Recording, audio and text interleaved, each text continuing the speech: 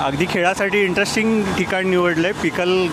पिकल game त्या गेमचं नाव आहे आणि आपण ठाण्याच्या फ्लायओव्हर खाली आहोत. हे फ्लायओव्हर खाली एक टेनिस कोर्टसारखं त्यांनी तयार केला आहे कोर्ट.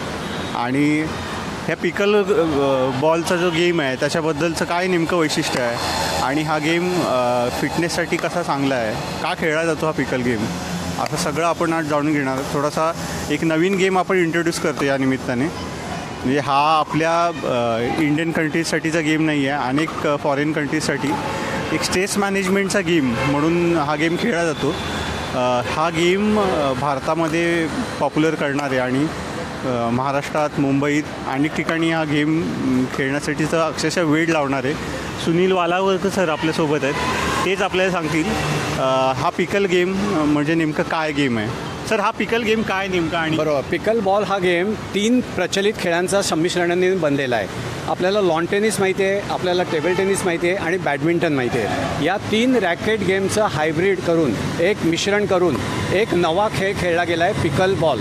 हा 50 वर्ष अमेरिकेतला खेळ आहे. 10 वर्षापूर्वी आम्ही भारतात आणला आणि त्याची संस्था बनवून, अखिल भारतीय पिकल बॉल संघटना बनवून आम्ही आता राज्यातून आणि संबंध देशामध्ये आपण हा पसरवतो आहे. ह्याला ही पॅडल म्हणतात. नॉर्मली आम्ही रॅकेट पण म्हणतो, पण ह्याला पॅडल म्हणतात. आणि हा असा छिद्र असलेला पोकळ प्लॅस्टिकचा चेंडू आणि ते रॅकेट असं दोन्ही पण जवळून दाखवतो. ही पॅडल आहे, याला ही कार्बन फायबरची बनलेली असते आणि हा पोकळ छिद्र असलेला प्लॅस्टिकचा चेंडू, या 2 साधनाने 20x44च्या क्रीडांगणावरती, हार्ड सरफेसवरती हा खेळ खेळला जातो, की ज्याची मधली जाळी ही 3 फुटावर लावली जाते.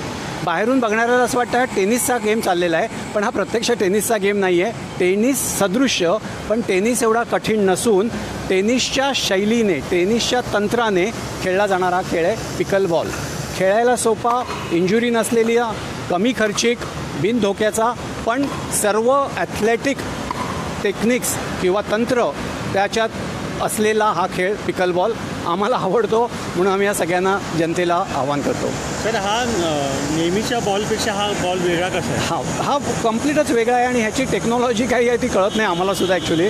पण हा छिद्र असलेला प्लॅस्टिकचा असा बॉल आहे. दिसायला हा चाइल्डिश दिसतो, कचकड्याचा बॉल दिसतो, पण हा ज्यावेळेला प्रत्यक्ष खेळायला लागतो त्यावेळेला तुम्हाला चांगला जोर काढावा लागतो. तुम्हाला संपूर्ण ॲक्शन, ज्याला एक मोमेंटम म्हणतात, ज्या एक रिदम, शरीराचा एक जो रिदम असतो त्या रिदमने खेळावा लागतो. म्हणून हा काय बनायला मला असं वाटत नाही खूप तांत्रिक आहे. ह्याच्यामध्ये काही सीझन आहे, काही नाही. प्लॅस्टिकचा एक साधा पोकळ चेंडू आहे, पण खेळायला उत्तम, तब्येतीला उत्तम, खेळल्यावरती मजा येते, हसू येतं, आनंद येतो आणि कुणालाही, कुठल्याही वयोगटातल्या व्यक्तीला, स्त्रियांना, पुरुषांना हा खेळ खेळता येतो. आम्ही असे 2-2 दिवसामध्ये चांगले उत्तम प्लेयर या पिकल बॉलमधून खेळून तयार करून दाखवलेले आहेत. सर, हा स्ट्रेस बस्टर आहे असं तुम्ही म्हणता, तो का नेमका आहे? बरोबर आहे, हा अत्यंत तणाव मुक्त करणारा हा खेळ आहे. आता यामध्ये गंमत कशी आहे की हा खेळ खेळताना एक कुठली तांत्रिक किंवा एकंदर नियमांचं अवडंबर नाही आहे. हा खेळ सहज, जसा तुमचा हात फिरतो तशा पद्धतीने हा बॉल तुम्ही बघितला असेल, हातात तुम्ही घेतल्यावरती वजनाला अतिशय हलका आहे. तशाच पद्धतीने ही रॅकेटसुद्धा हलकी आहे. बाकीच्या ज्या गेमचे खेळातले जे रॅकेट, शटल किंवा बॉल असतात ते हेवी असतात, जड असतात. त्यामुळे परतवायला तुम्हाला ताकद लागते, स्टॅमिना लागतो आणि अत्यंत अनेक गोष्टी त्याच्यात घ्याव्या लागतात. हा गेम एक तुमचा बूट, तुम्ही चांगल्या पद्धतीचे बूट घातलेत आणि व्यवस्थित तुमचे स्पोर्टिंग ड्रेस घातलात, हा खेळ कोणालाही खेळता येणार. आणि प्रत्येकाला खेळताना असं वाटतं, अरे मी तर हा मारू शकलो, हा मी परतवू शकलो, नेटवरनं माझा गेला. आणि हे गेल्याचं जे फिलिंग आहे, माझ्याकडनं बॉल तिकडे जाऊ शकला याची भावना त्यांना आनंद देते आणि तोच कदाचित त्याच्यातला स्ट्रेस बस्टरचा भाग असेल. बरोबर. सर, हा गेम कोणत्या ठिकाणी खेळता येतो? ह्या खेळाची एक प्राथमिक अट अशी आहे की त्याला हार्ड सरफेस म्हणजे कठीण पृष्ठभाग असलेली जमीन लागते. 20x44 हे त्याचं डायमेन्शन आहे की जे बरोबर बॅडमिंटनचं कोर्ट असलेली ती पृष्ठभूमी किंवा कोर्ट असतं.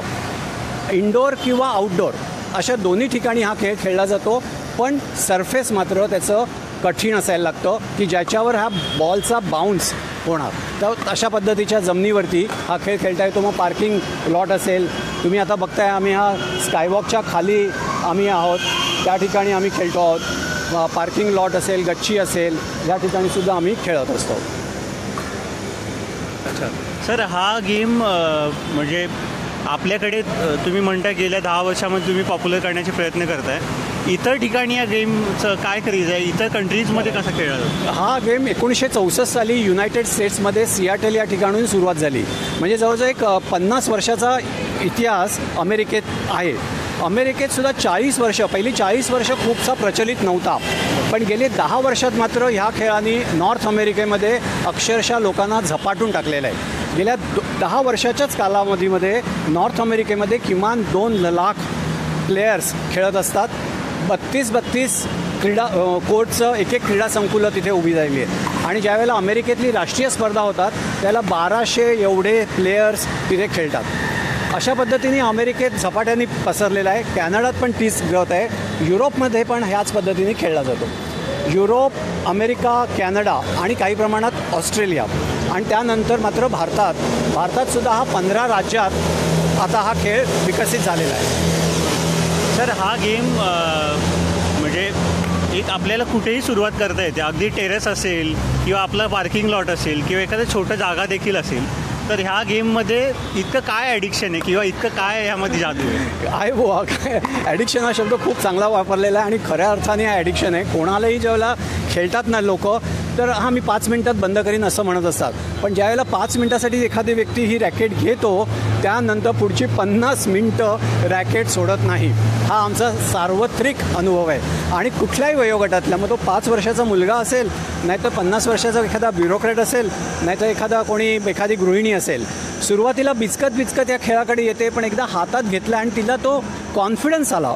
बऱ्याचदा काय होतो का माहिती आहे का, खेळामध्ये कॉन्फिडन्स नसतो. आपला गेम, माझा खेळ, माझा चेंडू आणि माझी रॅकेटला टच होईल की नाही याचा आत्मविश्वास लोकांना नसतो. पण हा खेळ तो आत्मविश्वास त्यांना देतो आणि जेव्हा तो आत्मविश्वास त्यांना मिळतो त्यावेळेला मात्र लोक एखादं लोणचं जसं चटकदार खातच राहतात तशा पद्धतीने हा पिकल बॉल खेळत राहतात, असा आमचा आताचा अनुभव. अच्छा, म्हणजे ॲक्च्युली जसं लोणच्याचं एक ॲडिक्शन असतं तसंच ह्या पिकल बॉलचं, आणि त्या मला वाटतं बॉलला पण नाव तसं झालं, पिकल बॉल ठेवलेलं आहे. पण पिकल बॉलचा आणि लोणच्याचा काही संबंध नाही आहे. त्या एका कुत्र्याच्या वरनं नाव ठेवलं होतं. ज्या माणसाने हा शोधला होता खेळ, त्याचा पाळीव कुत्रा होता की त्याचं नाव पिकल होतं. आणि तो पिकल जो कुत्रा होता, डॉगी होता, फॅमिली त्याचा कुत्रा होता, तो त्याचा बॉल, चेंडू कुठे खाली गेला असेल ना तो आणायचा, म्हणून हा पिकल बॉल असा नाव पडलेलं आहे. पण लोणच्याचा संबंध नाही. पण भारतीय बॅकग्राऊंडवरती मात्र मला लोणच्याशी याचा संबंध खूप वाटतो. आम्ही सगळे ह्याच्यात व्यसनी म्हणायला पण हरकत नाही, इतक्या लेवलला आम्ही आता हा खेळ खेळला जातो आहे. सो महाराष्ट्रात तुम्ही म्हणजे अगदी मुंबईपासून औरंगाबाद अनेक शहरांमध्ये प्रमोशन करतात. ह्या गेमसाठीचं काय म्हणतात रिस्पॉन्स कसा म्हणता येईल आणि लोक कसं जाणून घेतात हा गेम?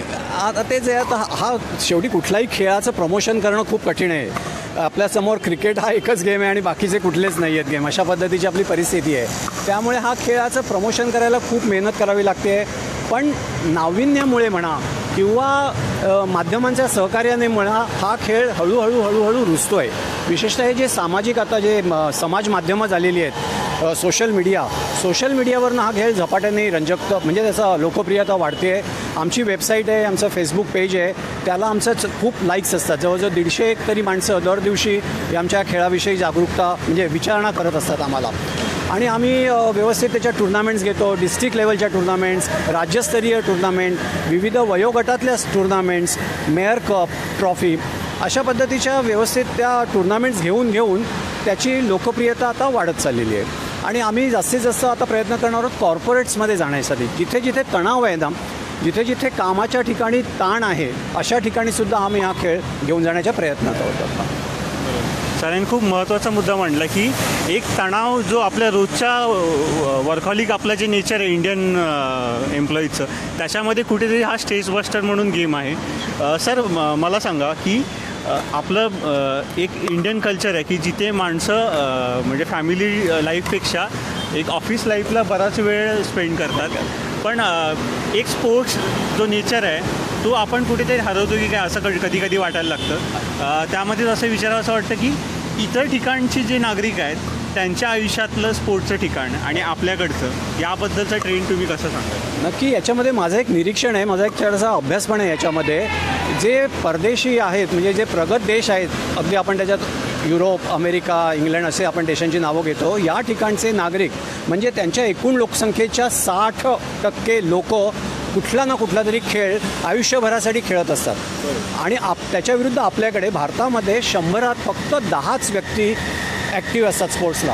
हा खूप वाईट ट्रेंड आहे. हा खूपच वाईट ट्रेंड आहे आणि यावरती सर्वांनीच काहीतरी मूलभूत पद्धतीने चिंतन केलं पाहिजे. जेव्हा हे 10चे 60पर्यंत आपण जाऊ, 60 आपल्या 10पैकी 60 व्यक्ती ज्यावेळेला खेळायला लागतील तेव्हा खऱ्या अर्थाने आपण एक स्पोर्टिंग नेशन म्हणून उभे राहू. अदरवाईज आपण एक टाळ्या वाजवणारे प्रेक्षकांचा समूह अशी आपली आता ओळख झाली आहे दुर्दैवाने. आणि तीच गत आपल्याकडे ऑलिम्पिकसाठी सुद्धा आहे. ऑलिम्पिकमध्ये आपण मेडल का नाही मिळवत? कारण आपल्याकडे कमी पॉप्युलेशन खेळत असल्यामुळे आपले जे जीवनशैलीचे जे रोग आजार तयार झालेले आहेत ना, diabetes, blood pressure, sedentary lifestyle, बैठं काम करण्याच्या आपल्या जीवनशैलीमुळे झालेलं आहेत. आणि अशा वेळेला एखादे हालचाल करण्याचा गेम जसा हा पिकल बॉल तुम्ही बघताय, हा साध्या छोट्या छोट्याशा भागामध्ये खेळणारा जर खेळाचा एक पर्याय म्हणून लोकांना जर दिला गेला तर आपण जीवनशैलीच्यावरती आता जे आजार जे चाललेले आहेत त्यावर मात करू असं मला वाटतं. सर, आपण स्पोर्ट्सबद्दल बोलतोच आहोत, पण थोडंसं या खेळाचे नियम आणि या कोर्टमध्ये कसं वावरायचं आहे त्याबद्दल पण जाणून घेऊया. आम्हाला तुम्ही दाखवा की हे म्हणजे कशा पद्धतीने हा गेम खेळला जातो. हा खेळ एकेरी आणि दुहेरी पद्धतीने खेळला जातो. जसं बघतच आहात तुम्ही, मुलं आणि मुली पण खेळले जातात आणि मिश्र पद्धतीने पण खेळले जातात. जसे अन्य रॅकेट गेम खेळले जातात तसेच यामध्ये 20x44 असं आपलं कोर्ट आहे. सर्व्हिस जी असते ती बेसलाईनवरनं करायची असते. आता ही बेसलाईन आहे, ही बेसलाईन आहे, ही बेसलाईन म्हणतो आम्ही याला. आणि बेसलाईनच्या दोन्ही बाजूला पाय ठेवून त्या बाजूनी सर्व्हिस करायची. सर्व्हिस अंडरआर्म करायची असते. टेनिसमध्ये सर्व्हिस ओव्हरहँड असते. आता सर्व्हिस बघूया. ही तुम्ही अंडरहँड करणार, कमरेखालून पॅडल जाणार आणि तिथे 1 बाउन्स त्याने उचलायचा आहे. याचा 1 बाउन्स पण ह्यानी 1 बाउन्सच उचलायचा आहे. आणि तिसऱ्या शॉटपासून गेम फुलटॉससुद्धा खेळून जाऊ शकतो. म्हणजे 1 बाउन्स त्या कोर्टमध्ये, 1 बाउन्स या कोर्टमध्ये आणि तिसऱ्या शॉटपासून मात्र तुम्हाला फुलटॉस पण घ्यायची परवानगी आहे. अच्छा, म्हणजे यांनी आता लॉंग सर्व्हिस केली. करेक्ट. आणि त्यानंतर मग तो टप्पा घेऊन खेळणार. आता तो आता बघा त्याची सर्व्हिस बघा. त्याची सर्व्हिस याला 1 बाउन्सच कंपल्सरी घ्यावी लागणार. ह्या बघा, ह्यानी 1 बाउन्स घेतला, तो बाउन्स घेतला, त्याचा तिकडे अडला, त्यामुळे त्याला पॉईंट मिळणार नाही आता. आणि या खेळामध्ये ज्याची सर्व्हिस त्याला पॉईंट मिळतो. म्हणजे ह्या मुलीची सर्व्हिस चालू आहे आता, तर ती आणि ह्यानी फाऊल केला तर तिला पॉईंट मिळणार. पण तिच्या सर्व्हिसवर तिनेच फाऊल केला तर सर्व्हिस तिची ब्रेक होईल, गुणांमध्ये वाढ होणार नाही. 11 पॉईंटचा गेम असतो. एक गेम 11 पॉईंटचा असतो आणि जिंकणाऱ्यात आणि हरणाऱ्यामध्ये 2चा डिफरन्स असावा लागतो मिनिमम. 9-11, 11-9 अशा फरकाने गेम साधारण जिंकला जातो. तर ही आपण सर्व्हिस लाईनचा बघितली. हो, ह्याच्या पुढची आपण लाईन आहे ती पण बघू. बरोबर आहे. ती पण अतिशय एक महत्त्वाचा ह्याच्यातला नियम आहे. ही जे 7 फुटाचा नेट आणि ही जी लाईन आहे त्या मधल्या जागेला नॉन व्हॉली झोन म्हणतात. नॉन व्हॉली झोन म्हणजे काय? कुठलाही खेळाडू या ठिकाणी येऊन व्हॉली घेऊ शकत नाही. व्हॉली म्हणजे काय? तर फुलटॉस. दोन्ही खेळाडू जर या बाजूला उभे असतील, दोन्ही खेळाडू जर या भागात उभे असतील तर फुलटॉस ते घेऊ शकतात. पण खेळाडू जर इथे उभा असेल आणि समोरून बॉल त्यांच्या रॅकेटवरती फुलटॉस आला तर अशा वेळेला या खेळाडूचा फाऊल होणार, एवढं लक्षात ठेवलं पाहिजे. आणि हे का केलं असेल याचं एक कारण आहे. याचं सरळ कारण असं आहे की ह्या खेळातला तुम्ही बॉल बघितला, बॉल पोकळ आहे, हलका आहे. एखादा उंच खेळाडू जर इथे उभा राहिला आणि त्यांनी असं ठरवलं सगळे जबादब समोरून येणारे बॉल मारायचे तर हा गेम किल होईल, ह्या गेमचा चुथडा होईल. आणि ह्या गेमचं जे अंडरलाईन स्पिरिट आहे ना, ते गेमची रॅलीज वाढवणं. ह्याला खेळायला मिळालं पाहिजे, त्याला पण खेळायला मिळालं पाहिजे. Play and other allowed to play. त्यामुळे या ठिकाणून हा जर खेळाडू उभा राहिला तर गेम सगळा तिथल्या तिथे संपेल. म्हणून त्याला तिथे डिस्करेज करण्यात आलेलं आहे पुढे जाण्यासाठी. म्हणजे आपण एरवी जो स्पोर्ट्समधला थरार बघतो किंवा जे एक त्यामधला अतिरंजकपणा बघतो तर त्यात कुठेतरी डिसिप्लिन आणण्याचा हा प्रकार आहे. अतिशय बरोबर बोलायला आहेत. यामध्ये अतिरंजकता अतिथरारकता काढून टाकलेली आहे. कारण हा ॲव्हरेज व्यक्तीला ॲव्हरेज ॲथलेटिक बॉडी असलेल्या व्यक्तीसाठी फार सुटेबल आहे.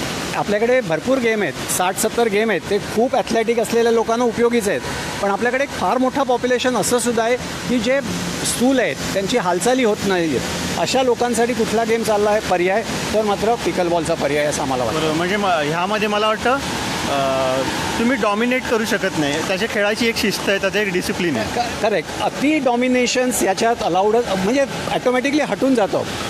तुम्ही जर आमचे बऱ्याच इंटरनॅशनल प्लेयर्स आहेत आमच्याकडे, त्यांचे जर तुम्ही गेम बघाल, एका वेळेला त्यांची 25 वेळेला रॅली होते. एक रॅली 25 बॉलची इथून तिथून होते. आणि अत्यंत नाजूकपणे नेट जवळचा हा खेळ आहे. दिसायला हा वाटतो अरे काही चाइल्ड लोकांसारखं खेळतायत, लहान मुलांसारखं खेळतायत. पण हे जे आत्ता खेळतायत, आता बरोबर ह्याला डिंकिंग शॉट म्हणतात. हे जे आता जे चाललं आहे नेट काढून ते जे खेळतायत त्याला डिंकिंग शॉट म्हणतात. हा डिंकिंग शॉट करणं फार कठीण असतं. कारण यामध्ये तुम्हाला पेशन्स असायला लागतो. तुम्हाला या ठिकाणी बॉल इतक्या जोरात मारायचा नाही की कोर्टच्या बाहेर जाईल आणि समोरच्यापर्यंत बॉल नेटवरनं गेला पाहिजे, नेटवरनं आला पाहिजे. हे जे चाललेलं आहे, श्वास रोखून धरण्यासारखं यांचं हे कौशल्य असतं. हे कौशल्य याच्यातलं वादात येते. सर, आपल्याकडे एक टेलिव्हिजन आणि स्पोर्ट्स असं काही गेमचीच मोनोपॉली आहे. तर हा गेम आणखी पॉप्युलर व्हायला किंवा ह्या गेमची लोकप्रियता वाढायला आणखी किती काळ लागेल? हा फार कठीण प्रश्न आहे एखादी, आणि मी काही तसा भविष्यवेत्ता पण नाही आहे. पण आपल्याकडे तुम्ही जे म्हणाला ते अत्यंत योग्य आहे की माध्यमांनीच गेमवरती प्रभुत्व आता मिळवलेलं आहे. म्हणजे माध्यमांसाठीच गेम खेळले जातात की काय, अशी एक भीती वाटावी असं आहे की लोकांनी टी व्ही बघावा, हातामध्ये एखादी शीतपेयाची बाटली असावी आणि हातामध्ये दुसऱ्या हातात वेफर्स असावेत आणि समोर जे चाललेलं आहे ते स्वीकारत राहावं, अशा पद्धतीची एक जीवनशैली बनत चाललेली आहे. आता हा खेळ त्याच्यातला नाही आहे. हा खेळ प्रेक्षकांचा आहेच, पण प्रेक्षकांपेक्षाही हा प्रत्यक्ष खेळाडूंचा खेळ आहे असं मला वाटतं. त्यामुळे हा खेळ कधी वाढेल याच्यासाठी सगळ्यांची मदत लागणार. सामाजिक जी माध्यमं झाली आहेत, समाज माध्यमं ज्याला म्हणतात, त्यांचा तर ह्याच्यामध्ये खूप मोठा रोल आहे असं मला वाटतं. कारण शेवटी हा समाजाचा खेळ आहे, फॅमिली स्पोर्ट्स. ज्याप्रमाणे आपल्याकडे कॅरम, पत्ते, बुद्धिबळ हे जसे फॅमिली ओरिएंटेड गेम आहेत, तशा पद्धतीचा हा सगळ्यांनी, कुटुंबातल्या सर्वांनी खेळण्यासारखा खेळ आहे असं मला वाटतं. आणि हे ज्या वेळेला लोकांपर्यंत जाईल, एक कुटुंबाचं बॉन्डिंगसाठी, एक कुटुंबामधली एक मैत्री घट्ट दाट होण्यासाठी ज्यावेळेला एक पर्याय शोधतील लोक, त्यावेळेला अशा पद्धतीचा खेळ पॉप्युलर होईल असं मला वाटतं आहे. सर, हा गेम स्टेज बस्टर आहे. हा गेम तुम्हाला फिजिकल ॲक्टिव्ह करतो आणि ह्यातून आता तुम्ही म्हणाल की बॉन्डिंगचा मुद्दा, तर बॉन्डिंग कसं वाढतं यात? हां, आता बॉन्डिंग कसं वाटतं ह्याचं माझं जे एक ॲनालिसिस आहे तुम्हाला सांगतो. तुम्ही जर नेट बघाल, याचं नेट खाली आहे, त्यामुळे चारही प्लेयर्सचं आय कॉन्टॅक्ट एकमेकांशी होत राहतं आणि एकमेकांच्या तुमच्या बॉडी माइंडने म्हणजे किंवा रादर माइंड रिडिंगनेच हा गेम पुढे पुढे जातो.